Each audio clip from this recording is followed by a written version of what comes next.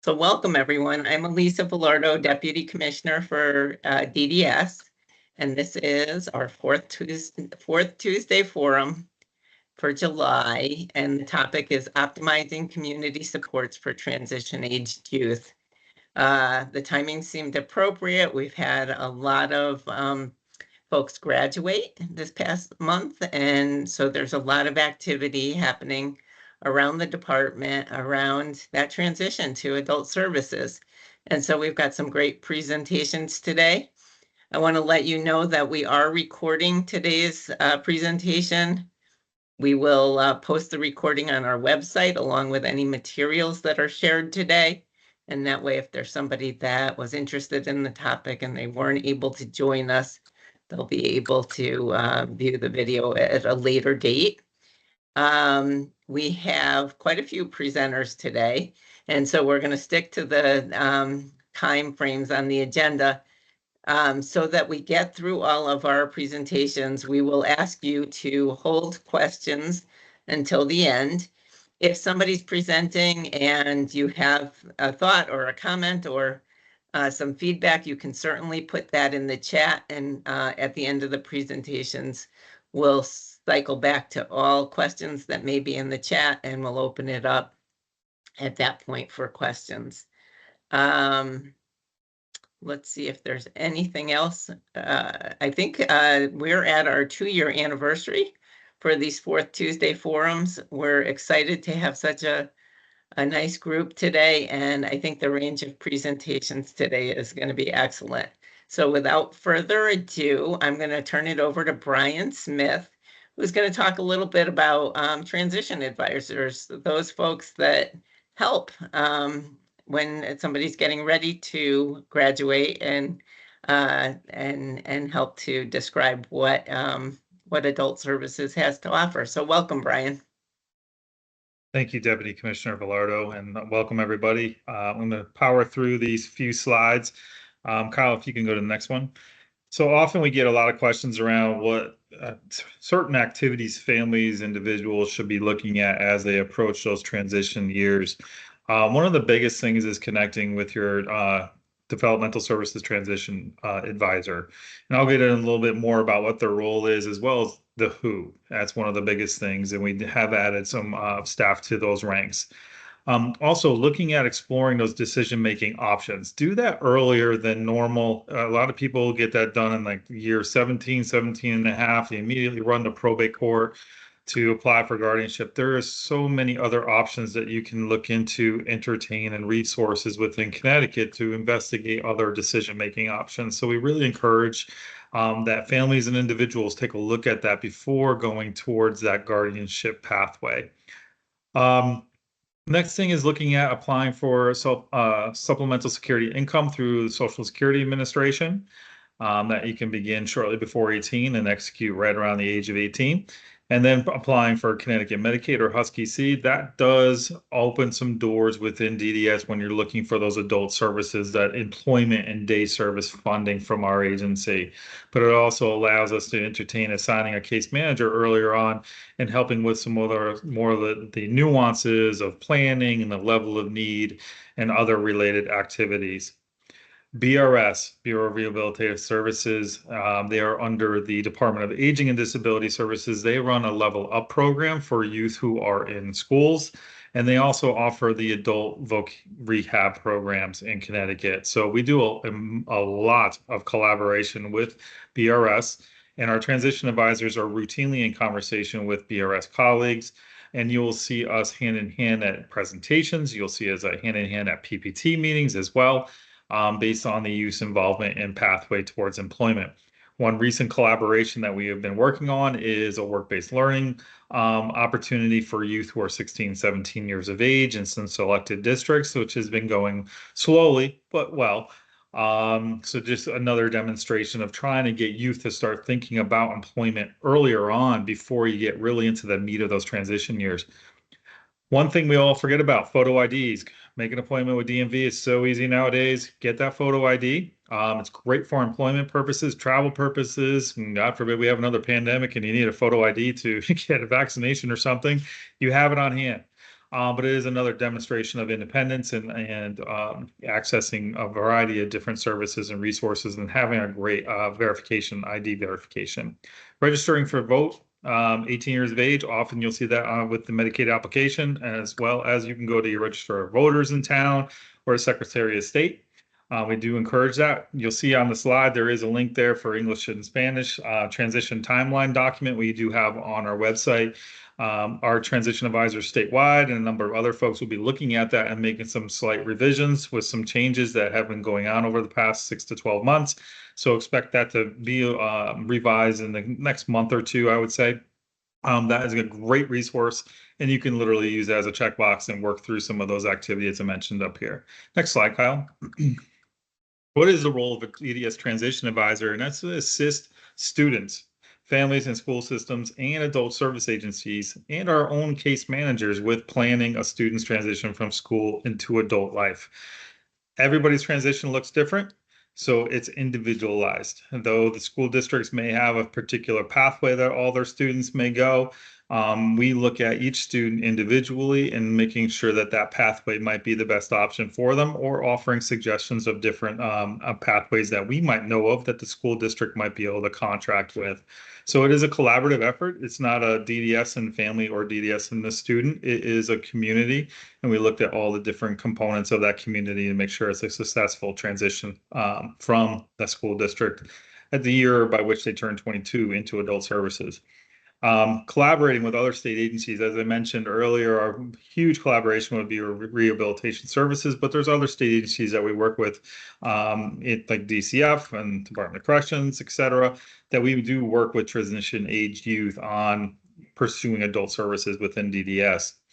Also collaborating with our providers of our adult services to ensure that our students and families in the school systems are more knowledgeable on the different employment and day service options that are available within the DDS umbrella of supports.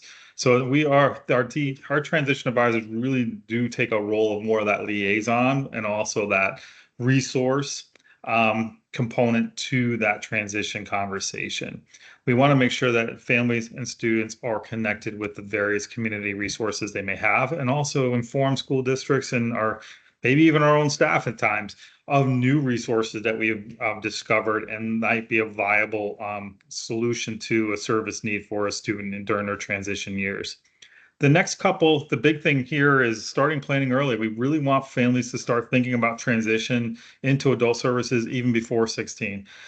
By law, conversation around transition, needs to be at 14. So you should even be thinking before the age of 14 of where do I want to see my loved one, my child, my grandchild, my niece, my nephew, whomever it might be. Where do I want to see them at 22 and beyond? And really start making sure that those IEPs and goals within are meaningful so they can get to that point of where you want them to see them be.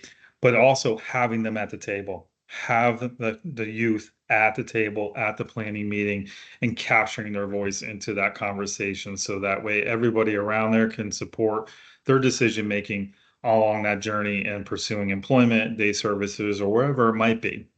Next slides are going to be our transition advisors. So we are very fortunate through recent legislation to be able to enhance our transition advisor staff within the agency. There's going to be 6 total slides, 2 for our North region, 2 for our South, and 2 for our West. You will see that we have now 6, a total of 18 statewide. Before our enhancement, we were at 9. So we did get a nice 50% increase in the staffing ranks in our transition advisor employees. Wonderful thing, because now we can start having greater level of engagement. You'll see some of our TAs, I apologize for the abbreviation, only have a handful of towns. It's the population density. So it does allow for our staff to have greater engagement starting as early as 16 with many of our youth and families. If you have a question regarding any transition related supports or needs or services within DDS, many of the youth under 18 are supported by our DDS helplines.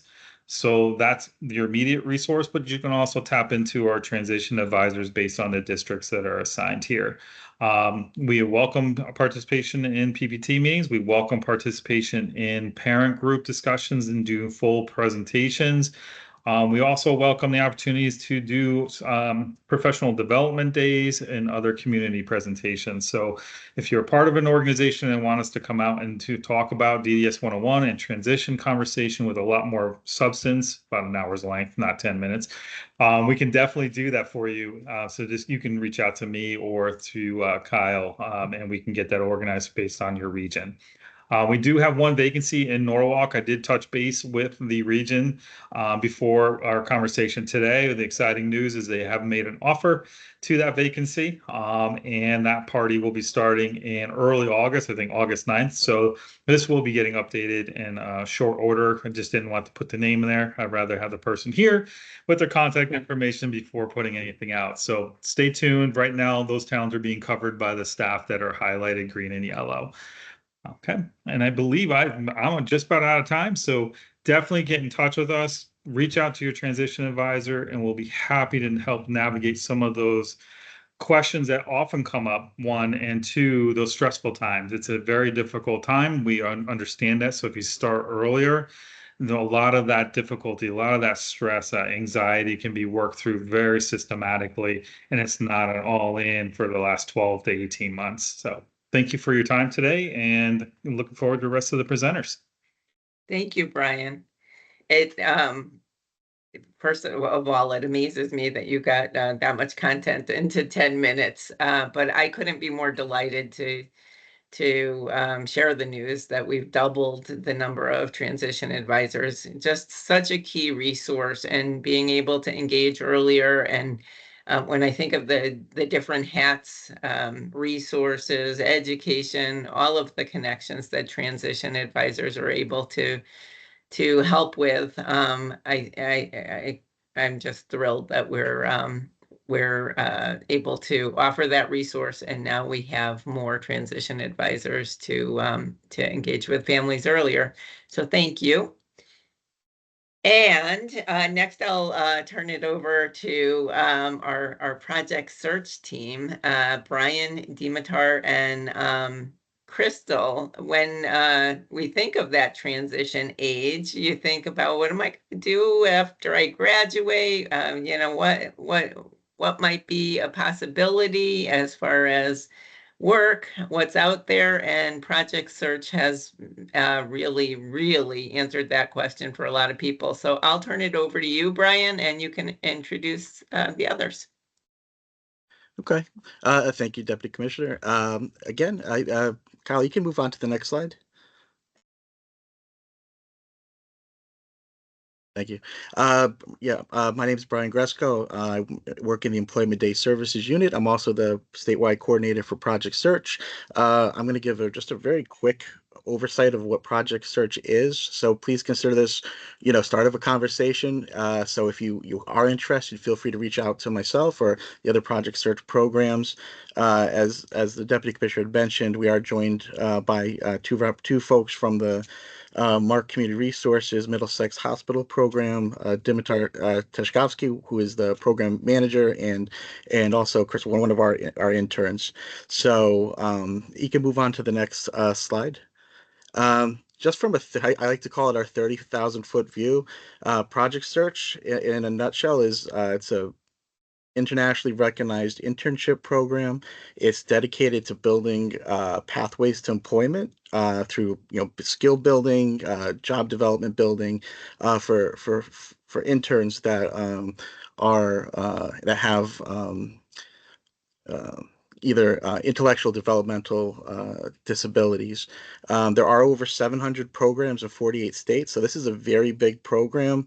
In Connecticut, we have 16 programs. A little bit later on, I'll show the slide with all the different sites on it.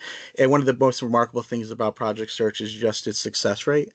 They boast about 73% of interns nationwide enjoy employment upon completion of their internships. Next slide. And one of the strengths of the Project Search about Project Search is the model. It's based off of a partnership model. What you'll find is you'll have especially in Connecticut, you'll have an adult disability service provider like Cookmart Community Resources, like a FAVAR, like an Ability Beyond, Enableus. And what they'll do is they'll work with a host business, typically a larger um, business like a university or hospitals tend to be very good host businesses for Project Search. And then they also collaborate with DDS. By and large, DDS is the biggest funder for Project Search in the state, but also local school districts can get involved as well. So this program is perfect for youth who are students in transition programming or typically younger adults. Next slide. And what you can expect, the program basically follows a school year, so typically September to May, June, depending on the program. It is 5 days a week. It's kind of like your typical working hours, so typically 9 to 3. There are 3 different they call them like the micro internships. They call them rotations. So you're not just doing one thing throughout the year.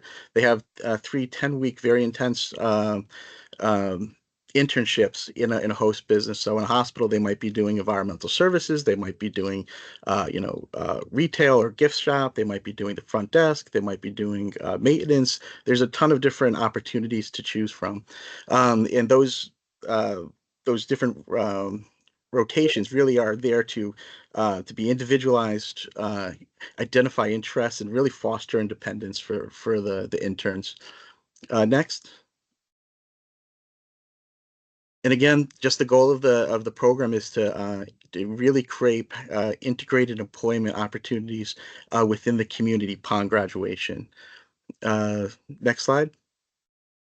And this is just a typical day, so people sometimes ask just what it looks like, and you can see, as I mentioned, the hours like 9 o'clock to 3 o'clock. Typically, the interns spend most of their day out in the rotation, so they're not clustered together. They do curriculum, and they do kind of like a check-in at the end of the day with their support staff. But the point of the program really is to be immersed out in their individual intern sites.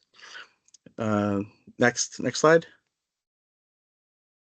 Yep, and Project Search also has its own curriculum. You can see that there's a bunch of different areas, topics that they really hone in on. Team building, technology, health and wellness, self-advocacy is a big one, financial literacy, preparing for employment, and maintaining employment. And here's just some really nice stats that are basically Connecticut centric. So you can see that in Connecticut, our numbers actually outshine the national standards. We have 89% of folks that enter into Project Search in Connecticut from 2017 to 22. About 90% graduated, and just about 80% of those individuals found employment upon graduating. And you can see just some of the stats about the graduating interns averaged 20.97 hours of work, and they had a 13.97 hour early wage. Next, yep.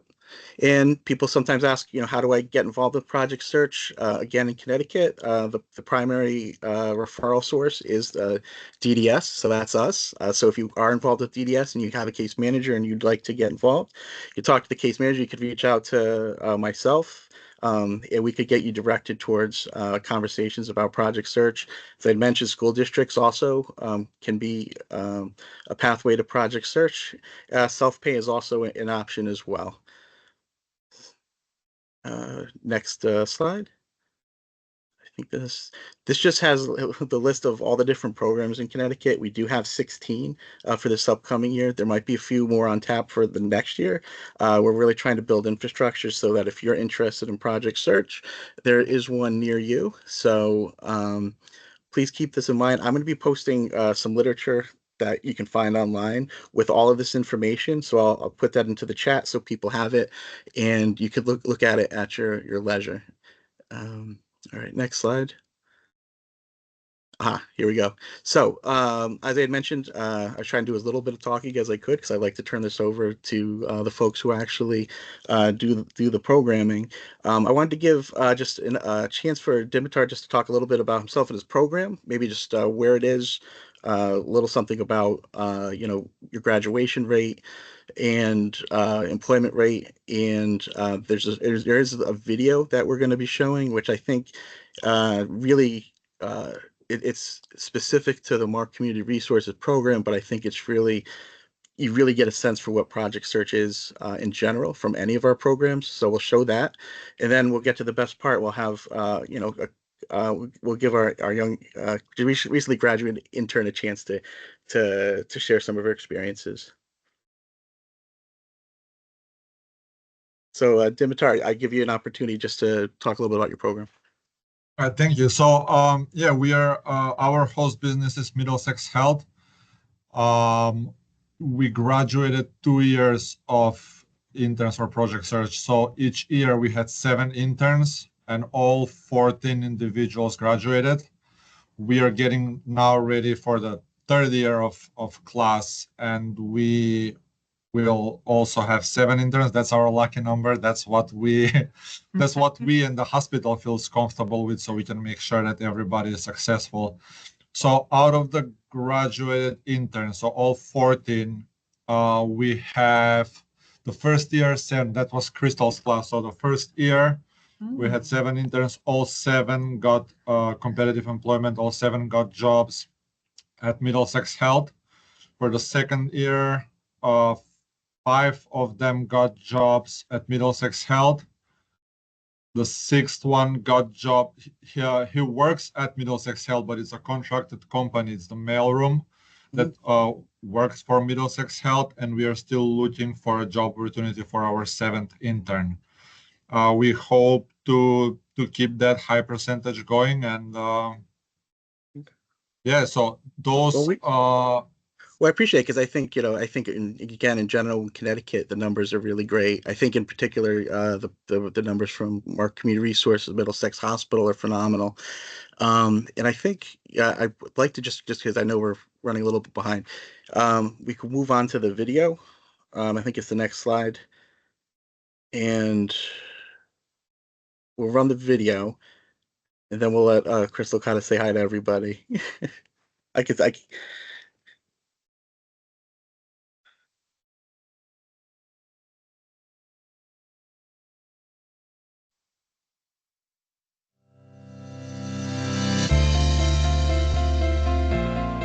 My name's Vincent Yanis, and I work here in the pharmacy. My name is Brianna, and I work at Middlesex Hospital, and I'm full-time.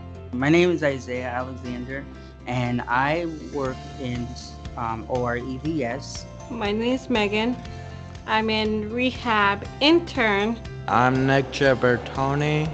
I work in transport. I love it. I feel like I'm part of the team. Yeah, I believe in myself too. I am very proud being part of this team. When I got my first paycheck, it was awesome.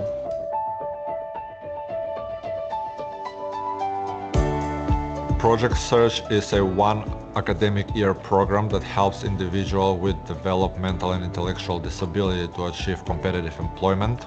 When I got to Mark, it was a program that was just starting, and we really went full steam. The perspective in Project Search is that individuals are adults, which Mark, we only work with adults, and that they're treated as such. Project Search was the top of the mountain. We didn't ever think he would be offered something as grand as this opportunity. And when it all started to come to fruition, it's just been a blessing. Every day that he wakes up and he's ready to start his day and coming here and work and learn. It's been a home run for the individuals that are getting the experience and ultimately getting jobs here, as well as their families, as well as the people that they've been working with here at our organization. They've all been touched by this in a positive way. Being a physical therapist, we always look at people's abilities and how we maximize their abilities, and I think Project Search is a perfect example of a program that is exactly that, focused on what a person's abilities are and maximizing that to make them the best person that they can be.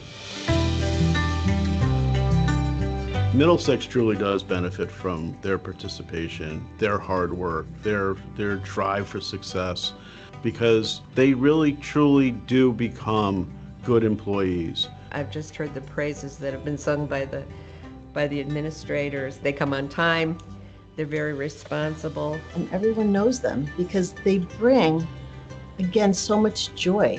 They smile at everyone. They're happy to be here. They love coming to work.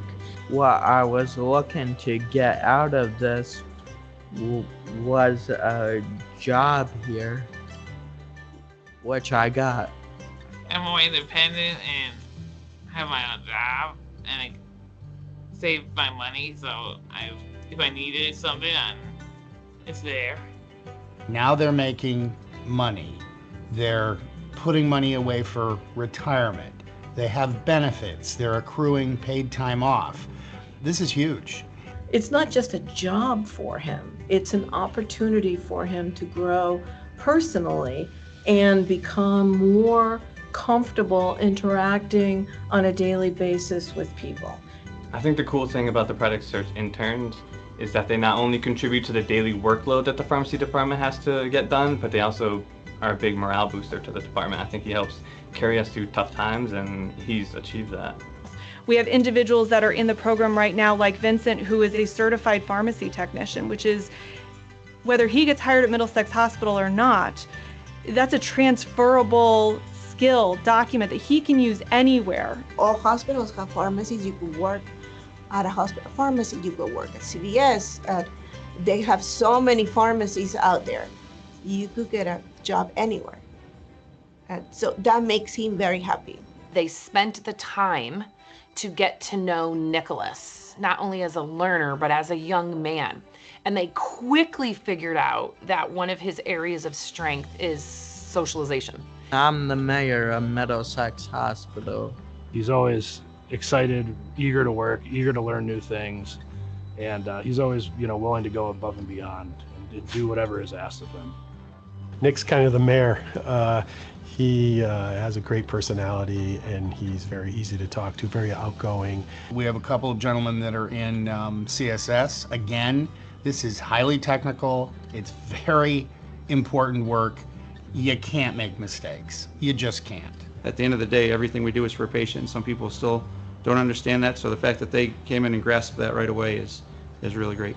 Seeing Megan grow over the course of Project Search as our intern was outstanding for me. She's gotten to know everybody that she works with, has done an amazing job, and I think we've just scratched the surface on what she'll be able to do and how much she'll be able to help us out. One of the standouts to me from this program was last year's graduation. It was such a heart-moving experience. We decided for graduation we were going to make it as much like a graduation as we could. So we bought robes, we marched them into the baggage conference room with Pomp and Circumstance playing, and we conveyed what we wanted to, which was you really, really matter, and your contributions to our organization and to the rest of us out here in the audience matter. I try never to make mistakes. I try to be 110% accurate at all times. When surgery has to be done, they need the stuff for the patients.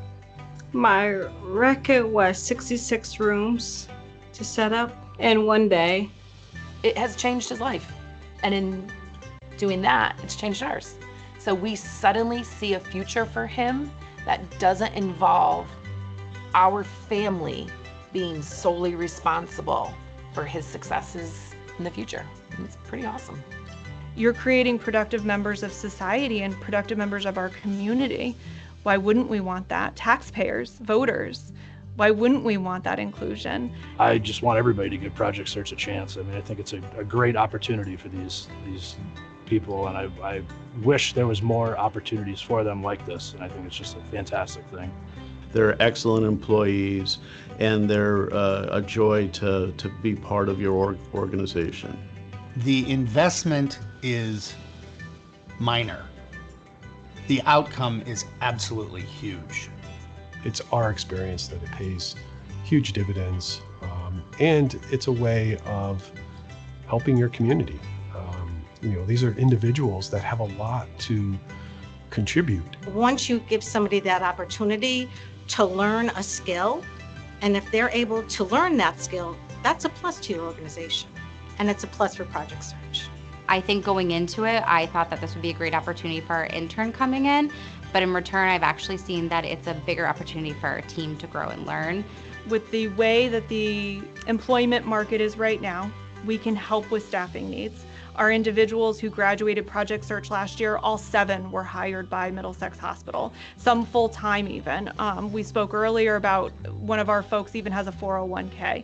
They are valued members, and what I've been told is sometimes exceed employees that are already working there in their job performance. I would say to look into it, give it a chance. It's a good program. Your child will benefit from it. We're so happy. It's like a blessing from the skies, literally. As a parent, from a kid with God. Oh.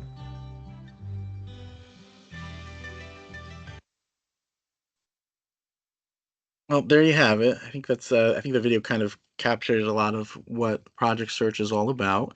And speaking of which, we do have Crystal here, and I know that she actually just finished her shift working at the hospital, so we won't keep her too long. But maybe just ask a few questions, give her a chance to say hello to everyone, and introduce herself. Do you want to say hello to everybody? Makes me want to cry. People just wanted to know about some of your experiences. I was wondering if you could tell everyone what rotations or what internships you worked on and which one you liked the best. I liked all of them. You liked all of them? That's good. My first one was in the gift shop. Okay. And the second one was in the linen. And the third one was in environmental services. Okay. And so you worked at all those 3 different places. Where are you working now? What do they have you doing? I'm working in environmental services. Okay. So the internship that you were in ended up turning into a job for you. That's pretty good. Yeah. What did you like about Project Search the most? Or what do you think you got the most out of Project Search? How did that Project Search change you? I don't know. Just independence. You feel like you're more independent? Very good. Would you have any recommendations for anybody who might be going into Project Search? He's the best teacher ever. Oh, okay. Fair enough. Dimitar, do you have any questions for her as well anything that I'm missing? So Crystal is a part-time employee. I don't work 3 days. I only work 3 days a week. 3 days, and that's by choice because she wants to have some time off to spend with the family. Yes. To go to get her nails done and. How did you know? I don't know what did you learn in the gift shop? Money. So money. So you learned some. Money was hard, but it was a great opportunity to learn. So what we do is we teach skills that can be transferable. So it doesn't necessarily means that they will be hired by the gift shop or by any retail place. Like Crystal learned how to use the money and how to give back change, and that she can use that for life. Very good. Well, I'll tell you what, we are running a little over. And I know your shift ended at 3:30, Crystal, so I want to make sure that you get where you need to be. But we were so happy to have you here. Is there anything else you want to share about Project Search, or you want to say goodbye to everybody? You feel free to hang out if you want to, but I know if you have to get on to somewhere, you can do that as well. If you're gonna stick around. I'll be visiting you at the hospital. So, thank you so much. So thank you so much. These forums are awesome, and they're awesome because not only are people presenting information, but people are sharing their experience. And I think that's why we keep tuning in month after month, because we hear firsthand you know, what it's like to be part of Project Search. And honestly, congratulations to you on your position. And the video was fantastic. Having gone to that graduation, it just brought the excitement right back. And having toured the hospital and seeing the different internships, it was great to see that all in one video. So that was amazing. And so we're going to continue on, but if you can stick around, there may be questions that we get to at the end. All right. Because that personal experience is so helpful, I'm going to turn it over to Jenny and Chelsea and Diane to talk a little bit about AT&Me. Assistive technology is also a big part of transitioning from school, where that's part of the classroom a lot of times, and into using technology in your life. And so Jenny, I'll turn it over to you and you can introduce our guests. Thank you, Deputy Commissioner. So I just have a few slides before we introduce Chelsea, so I'm just going to share my screen.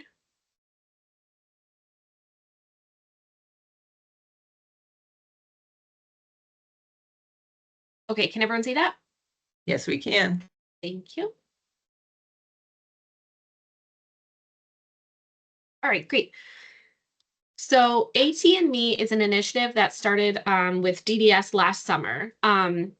So technology can be used for so many tasks these days, such as placing a grocery order, requesting transportation through a service such as Uber or Lyft, paying bills or scheduling a doctor's appointment. With society integrating more and more towards the digital age, DDS implemented AT&Me to provide transition age individuals with the technology to increase their independence and improve their daily living skills. So that's the purpose of the program. Individuals, a case manager submits, or the helpline submits an application for an individual, and then they are approved for the program, where they attend a class. And at this class, they learn how to set up the technology that they are provided. The technology includes a backpack with an iPhone SE, a Google Chromebook, a hotspot, Bluetooth headphones, a mouse, an OtterBox case, an OtterBox fast charger, and free service from T-Mobile for 6 months. So some of the products you can see down here, the Chromebook, the iPhone, the hotspot, and the headphones.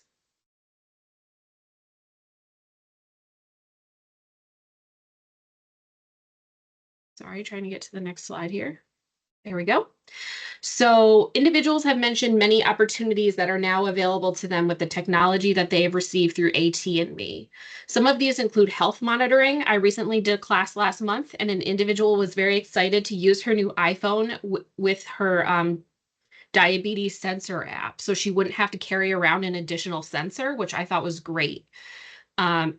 Employment opportunities are also huge. Individuals can look for jobs on their phone or computer, and the phone and computer gives them a means of communication to contact employers and a way to stay in touch should they obtain an interview. And just the purpose that we may overlook, communication with family, staying connected with maybe even just extended family members, and increasing independence for individuals. Maybe individuals don't go into the community by themselves because they have no way to contact their parent or guardian. Now they do, so they are able to spend some time independently. There are numerous other opportunities. This is just a few that we've heard. A lot of people like to share what they're going to be using the technology for, and we love to hear it. So these are just some of the most common ones.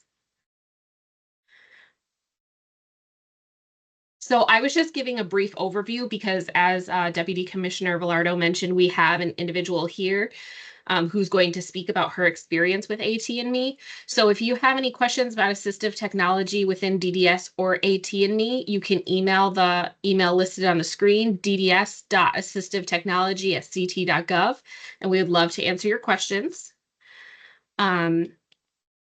She has her own presentation that she used with her technology, but the individual's name is Chelsea Bailey. She attended a class, and she'll be talking about her experience, her motivation, and how she uses the technology. So I'm going to stop sharing my screen and have her start presenting.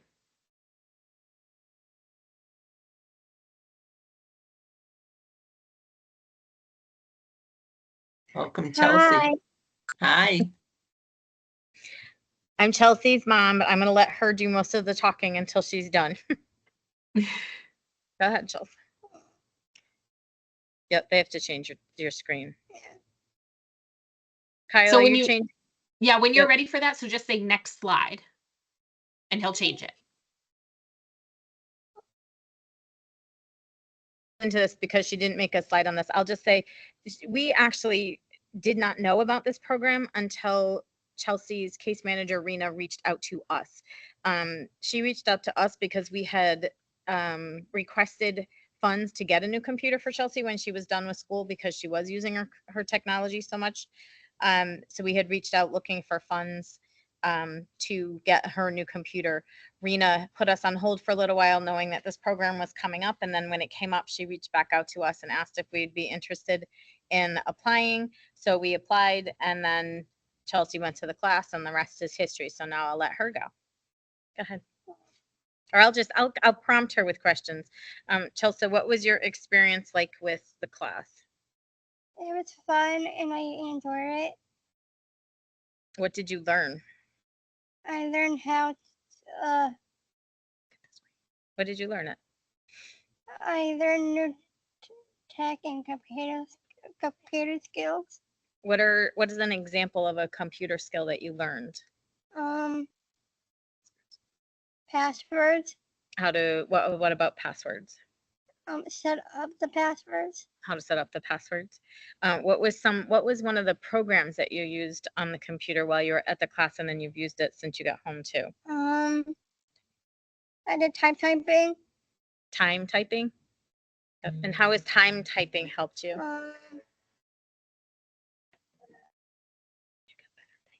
Get better at typing. Yeah, you learned how to get better at typing. And what has that helped you learn? So you got better at typing so you can be more what? More independent. So you what kind of things are more in that typing allows you to do? Send emails. Mm-hmm. Yeah, you're pretty good at sending emails. All right, go ahead. Next slide. All right. What was your initial motivation for participating in the AT&Me program? So why did the program interest you? Because I would be using technology to gain independence. And learn new skills. Mm-hmm. And how does the computer make things easier or harder for you? Easier. Okay. And are you more, with it being easier instead of harder, does it take you as long to do things as it does, like if you're trying to handwrite stuff? Is it easier to handwrite or type? Type. So it's more efficient to use the computer and type out stuff. Yes. Okay. Next slide. Go ahead. Next slide. Oh, she did. Nope. Did we miss one? Yeah, there you go. You're on this one. All right, there you go, Chelsea. So how do you continue to use your laptop? Like not every day, but you use it a lot. What kind of things do you use it for? To improve communication. With who do you talk to on your computer? Nobody. Well, who do you send? You improved in communication because you send what? Email. Yeah, you send out emails. Keep going. What else do you do? Tracking my health through a Fitbit on iPhone. Mm-hmm. And what program do we also track your health on? My chart. Mm-hmm. Keep going. Central rise in appointments. Mm-hmm. Increase independence. Yep. What are some other things that you didn't type on here that you use your technology for a lot? What do you do on Sundays? I do church. Yep. Virtual church. And what else do you do on part of your health? What else do you do on your computer? What do you do on the computer with Asha? Counseling. Mm-hmm. So you do telehealth. Mm-hmm. What else do you use your computer for? I'm trying to think. I did Bus Buddies on it. Mhm. And Best Buddies, was it just participating in Best Buddies, or was it a part of a leadership program? It's a leadership program. Yeah. Do you remember the name of it? The student Student council you did, and then you were on the student advisory board for Best Buddies. And how did they do their meetings? On Zoom. On Zoom. Yep. Okay. Go ahead. Next slide.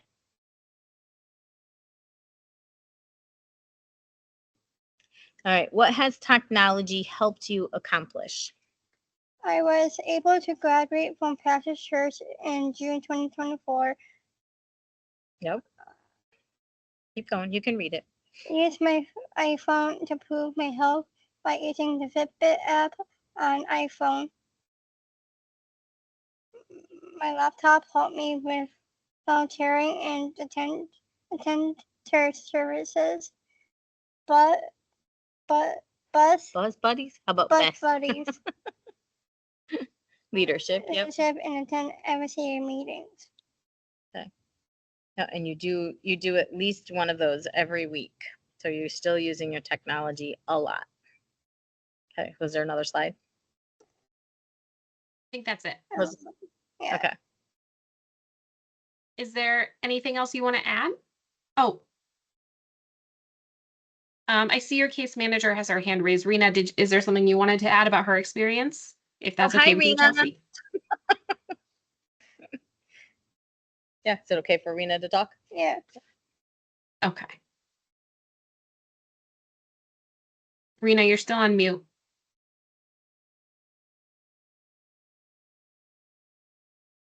Okay, she might be having some difficulty with that. I just wanted to mention, I'm so glad that you mentioned the virtual health appointments, which are still so huge, even with COVID decreasing, and the leisure skills like Best Buddies in church.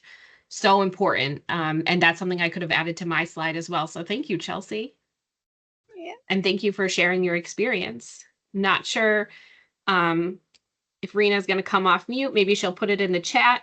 Either way, she might circle back to it at the end. So is there anything else you want to share? Anything else that you use your technology Hello? for? Oh, Rena's Can on you there. hear me There's now? Rena. Yes, Yes, now we I can. can hear you. Hi. I want to say I'm so proud of you. You did an awesome job today. Thank you. Great job. And I love that you're using your technology so well. You're using it to help you at work. You're using it to help you with all your other things. You're doing an awesome job.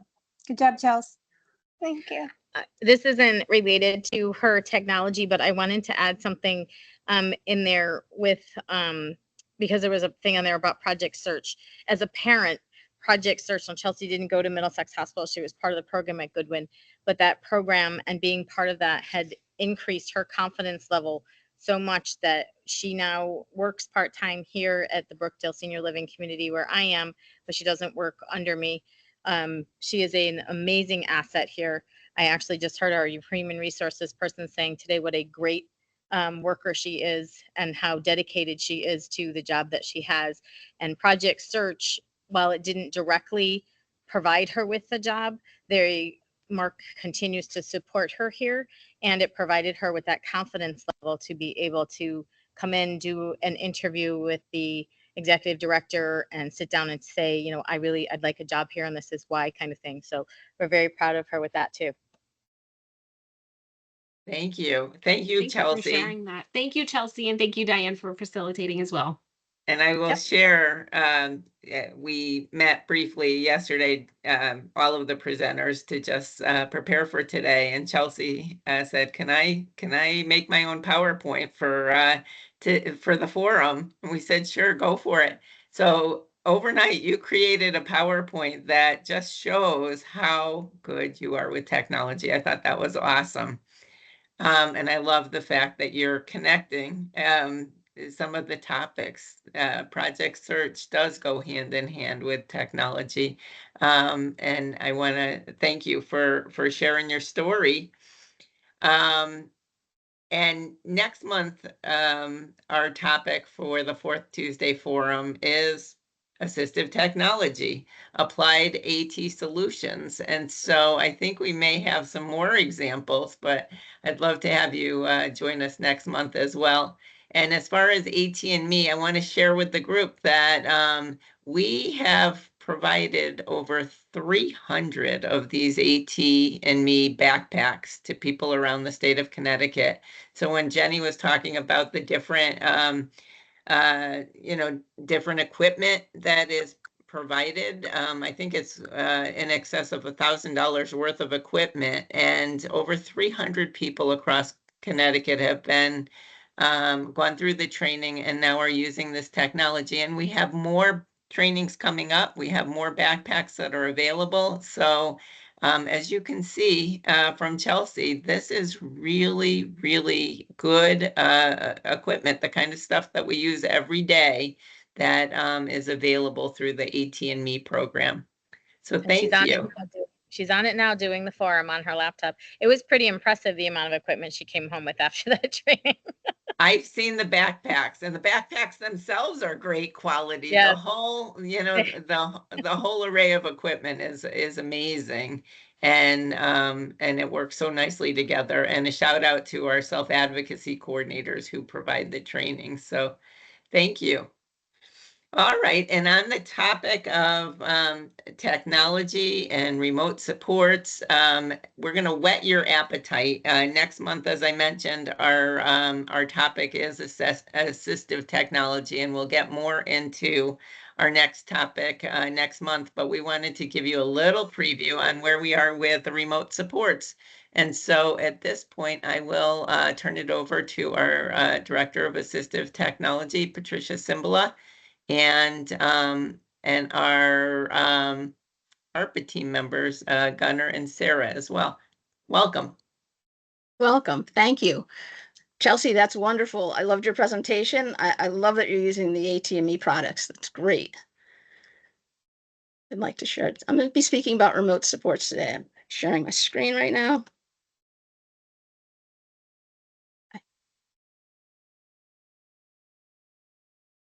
We can see it. Okay. Put the time into that design, so I got remote supports.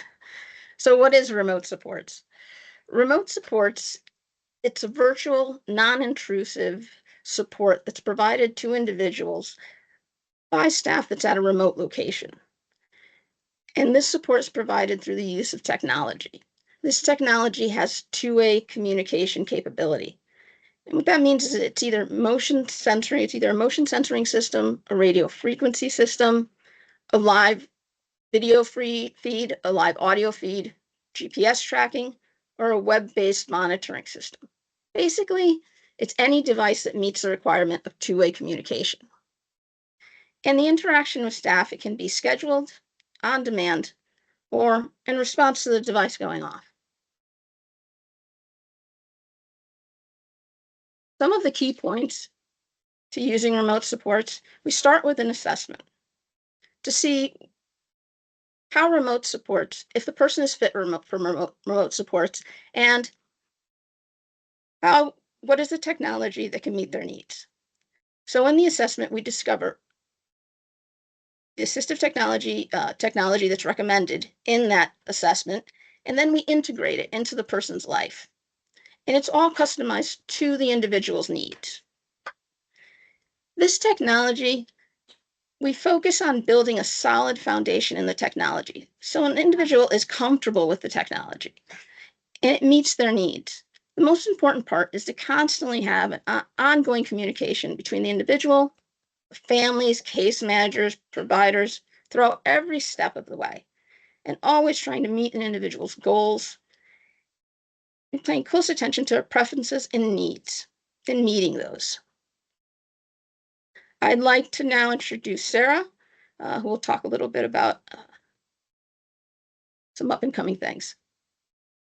So I think, hi, Sarah Oleminek, ARPA Planning Manager. Good afternoon, everyone.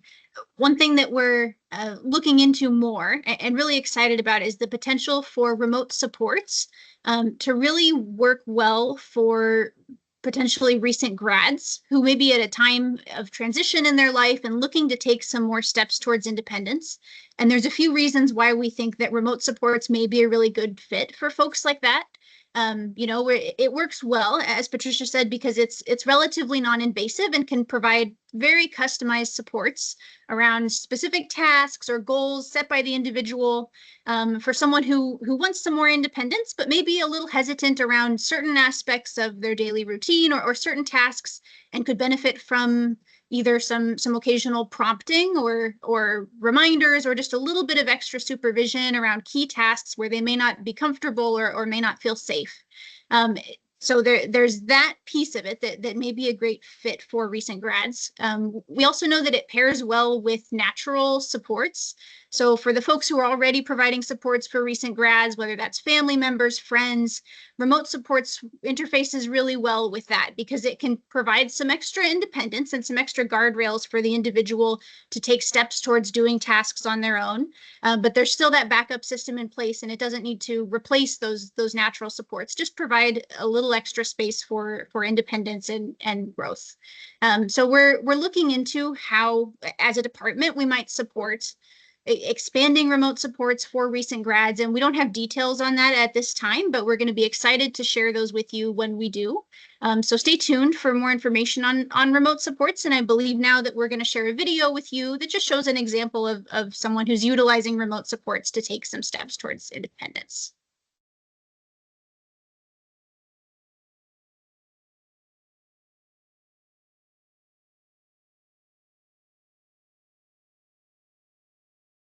Kyle, oh, there we go. Thank you, Kyle.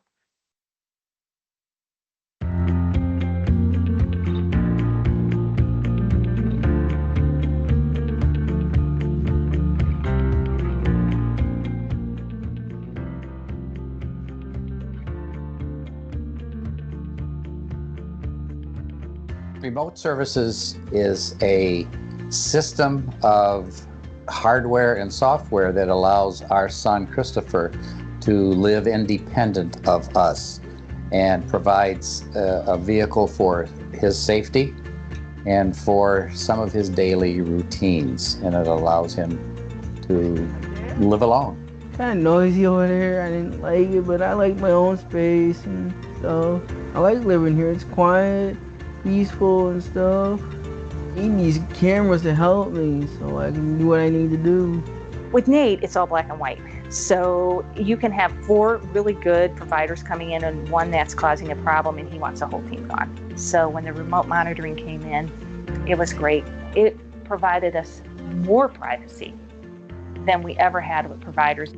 I was like getting older. I graduated from like high school and I just kind of wanted to live on my own. I'm at the point that I just don't need to be with people that I don't really know anymore. And remote monitoring has helped out. Remote monitoring is providing homemaker personal care services like we've always done, providing direct support services using technology to do that now. So whereas we used to have a staff person that's always in the home caring for someone with a disability, now we can have that same professionally trained staff person that is in a monitoring center and providing that same service to the person from afar. What we do is we have a video monitor within the home. It's a touchscreen computer, and it enables them to talk face-to-face with our caregivers. It's still support, but it's at a distance. And so we still want that human-to-human, face-to-face connection. The relationships we form with the individuals, it's a friendship is what it is. And the families, we meet them. They come visit during monitoring hours. And like I said, when we get a door alarm, we check in. They say, hey, you know, they get to know us over time and they're comfortable with us. Probably the biggest concern is the health and safety part. How can you make sure that my loved one is safe at home, that nobody comes in and talks them out of their money or medication or anything like that?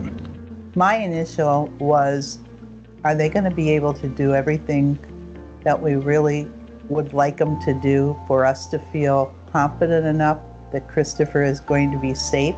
There isn't a doubt in our minds that he is safe. We receive an ISP on each individual, which is an individual specific plan. It lists all their needs, all the issues, and then we do a training on them.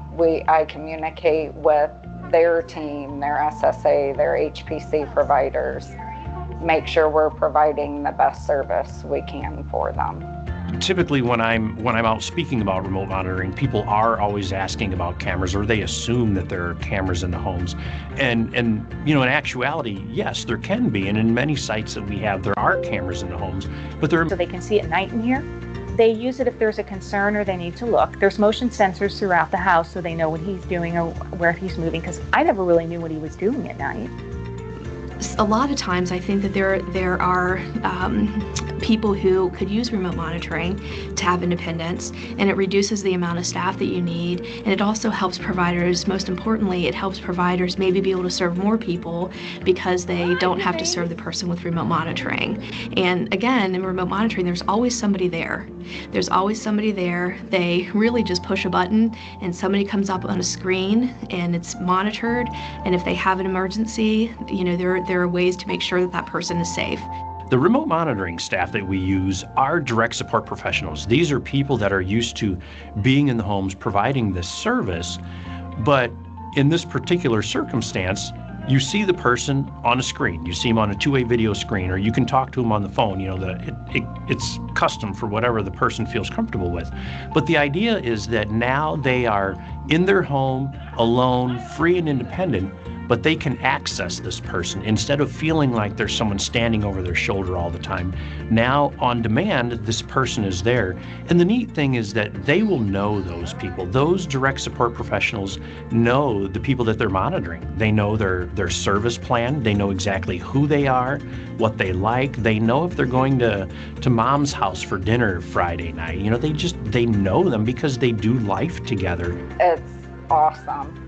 It's a really good feeling, knowing we're helping them become more independent, and they trust us, and they enjoy knowing we're there. You know, if they had a bad day, they'll call and talk to us. If they've had a great day, that's something they like to share with us. It's just really nice having that bond with them. I think that all of us in this field, we maybe have not done every single thing we can to promote independence with people.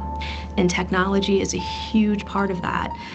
So I really believe that if we look at a person, you do a deep dive into their world to help them, that a lot of people would say, I would rather have independence. I want to try this. I want to do something new.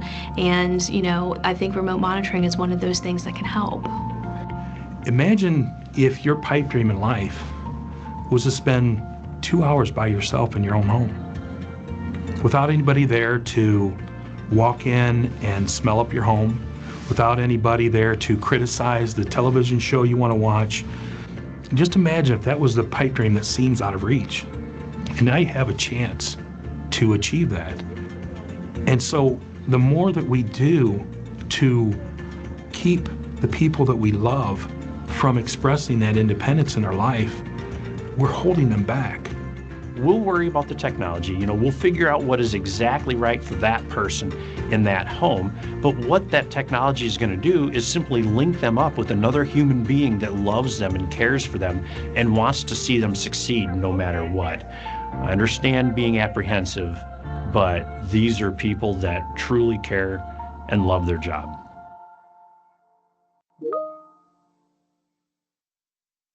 So that gives you a flavor of remote supports, and the fact that remote supports can be available in the family home. It's a great way for people to get comfortable with technology, learn some skills so that when the time comes for them to move from their family home, they already know what those supports are, they're comfortable with them, and they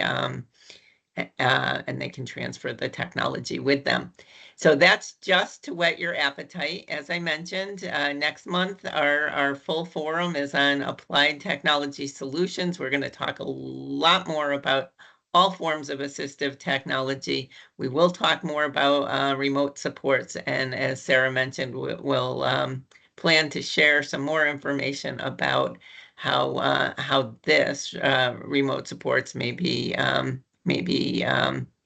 available to people who have recently graduated. So I'm going to turn it over to our final presenters, our topic, we've talked about technology, we've talked about employment, and a little bit on the residential end of things. So I'd like to turn it over to Jill Kepler, who is joined by Candace and Valerie to talk about CCH. And for those of you who may not be familiar with CCH, they'll describe CCH, but this is one of those options that's been available to people now for several years. If people are interested in community companion homes and this type of support can meet a person's needs, there's no wait list for a CCH. So I will turn it over to Jill, and you can take it from here. Welcome. Thank you, Deputy Commissioner. So the Community Companion Home Program is a great option for young adults to have a more individualized living environment. Some of the benefits that CCH can offer to our individuals is that it provides for a natural family environment. There are full teams available to support the individuals and the licensees. The full team means that it includes a nurse, a behaviorist, a case manager, and a financial tech to help with some of those redeterminations, wages, all the stuff that the questions come up from any financial issues. The program also utilizes a matching process with the CCH providers and the individuals. It offers flexibility and much more independence for our individuals. And like Elisa said, there's no wait list for CCH. So today, Valerie and Candace were going to be here, but Valerie decided that she wanted to go shopping for snacks for their movie night tonight. So it's just going to be Candace with me. Valerie's mother was also hoping to be here, but she was unable to do so. She did want me to share something, though. She wanted me to know that it was extremely comforting knowing that Valerie was being cared for and nurtured by another mother. This truly does speak to how special it is for the individual to be included in the natural family environments. Valerie moved in with Candace in April. So Candace was involved in the transition process of Valerie graduating high school and starting her DSH program at Lighthouse in July. I'm going to turn it over to Candace now so she can give you an overview on what their life looks like together and some of the things that they do. Hello. So like Jill said, Val graduated high school. It was really nice when she came home and, was so excited to invite me to her graduation. Transition's been pretty good. It's exciting. It's nice having her here. My daughter enjoys her. We've done a bunch of different things. She loves going to the basketball games and just being out. She loves shopping. We went to an amusement park a couple weekends ago and she was really nervous. And so at the end of the night, she was wiped out and she thanked me for bringing her and told me thank you for helping her throw away some of her fears, which was really nice. And it just made me feel really good. And like Jill said, Mom said it's nice to know that she's taking care of another mom. So, we go to doctor's appointments together sometimes. And I thought it was a little weird at first. Mom referred to me as Val's home mom, and she's her real mom. So it's kind of special to know that Mom really thinks that highly and is happy that Val is living here and just, I think, growing and getting to experience things that she may not have. And I just think it's rewarding for Valerie and me and my family. And it's nice to see her you wouldn't know that she was a stranger before April. So it's nice to see that she's just blending right in. I think overall it's just really good. It's nice. Mom's not far. It's just a great thing, I think. I don't know what else to say besides it's just really, really good. And it's nice because I'm helping Val grow and Val's helping us grow, and we just are learning, and it's just great. It sounds like Val has become a member of the family, the household very quickly. And I chuckle to go shopping for movie night. What are you gonna see? We're gonna see whatever the girls pick. We just decided this a little while ago. Sometimes we'll just do random things like that. Just because I don't know what else is there for us to do.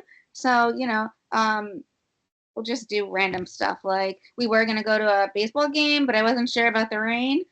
So I kind of felt guilty for scratching that. So that's why we'll figure out whatever they want. But for now, I think just going to the store is like exciting for her. Like when she gets home and gets settled, that's when she'll care what we're gonna watch. But she's really easygoing. Like she'll watch anything. She is pretty easygoing. But we'll see whatever they pick, and it's nice because she and my daughter it's like I don't know. It's like they've known each other for a long time, even though they haven't, which is nice. That is awesome. And are you a new CCH licensee? Fairly new, yeah. So Val is the first person who you've been matched with? No, she's the second person, but it's a good match. It's nice. It's nice to know that like if it isn't a good fit, there is a whole team that will, do whatever they have to find a good fit for you and for the individual. Because we want them to have the best life they can. And really where they are, they should fit in. So it's nice to know that if it doesn't work out, that you're not stuck, and it's like nobody's upset if it doesn't work. It's just better that you're honest and say it doesn't work, just for everybody involved. So it's nice that Val is a good fit, and I learned from the first time to do more like maybe going to dinner with them or home visits where I go to their house and they come to my house, just so you have a better idea, like the importance of having a sleepover before, we just think, oh, it's a good fit, because, we just do. But so it's nice to know that there are a lot of people. Anything you may have concerns with, there's always somebody you can call, text. They come out like every month and, like Jill said, help with finances and appointments or behaviorists. So you're not alone. There's a lot of people, and it just really is a good program that just more people should know about. Yeah, I enjoy it a lot.